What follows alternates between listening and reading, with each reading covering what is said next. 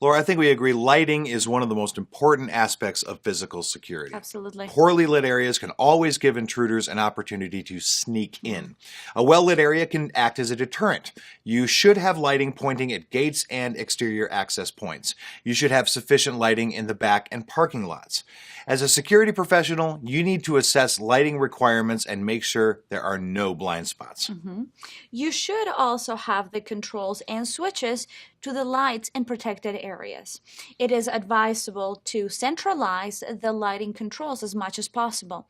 They should be in a place where a security person can sit and monitor the area. You can have minimal lighting and a mechanism to keep lights on in certain sensitive areas to deter any intruders.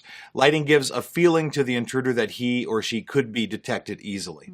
You can also have responsive area illumination. When you have an intrusion detection system in place, lighting can be switched on automatically when it detects suspicious activities.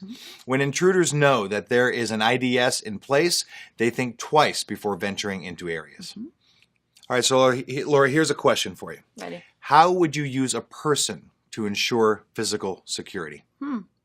I'll answer it for you. Humans are the best way, really, to manage physical security if they are trained and, of course, well alert. That's correct. Humans are more flexible and can respond to situations that are new and make decisions based on specific situations. Pretty smart. It is a costly affair, but you can seriously consider certain areas where the actual security is very critical. It is costly as you have to keep paying your security guards every month, and you have to have more than one person to be on the rolls. You need to have a backup for your guard in case they get sick or they're not going to be there. So human security comes with a risk as well. Each person will need to be screened well before you induct them and need to secure bonding. One area of concern would be when a guard decides to make exceptions without applying the proper checks.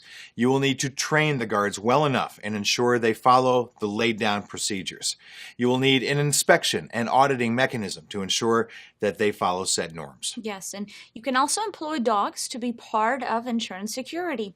Their hearing and sight can deter intruders. Once trained, dogs can prove to be very useful. However, you need to exercise caution where you deploy them.